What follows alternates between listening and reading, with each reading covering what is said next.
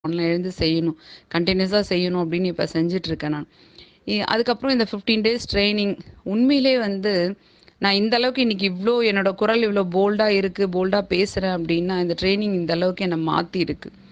ஆக்சுவலா இந்த ஒரு பாஸ்ட் 25 டேஸா ஆஃப்டர் ஜனவரி ஒரு 10க்கு அப்புறமே எல்லாருமே என் கூட ஒர்க் பண்ற ஸ்டாஃப் எல்லாருமே வந்து எப்பவுமே எப்படி இருப்பேன் அப்படின்னா, போவேன்.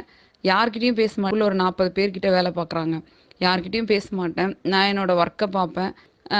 எனக்குன்னு சில அங்க ரெஸ்பான்சிபிலிட்டீஸ் இருக்கு. அத செய்வேன். மேக்ஸிமம் யார்கிட்டயும் நான் பேச மாட்டேன். ஒருத்தர் 2 பேர தவிர யார்கிட்டயும் பேச மாட்டேன். ரொம்ப எப்பவுமே படுத்துட்டு டல்லா வேலை முடிஞ்சோன்னா அப்படியே படுத்துருவேன் நானு. அப்படியே மேல சும்மா டேபிள் மேல அப்படியே படுத்துருவேன். அந்த மாதிரி தான் இருந்தேன் நான். ஆனா இந்த கோல்டன் ஹவர் பண்ண பிறகு என்னோட ஆக்டிவிட்டீஸ்ல நெறைய சேஞ்சஸ்.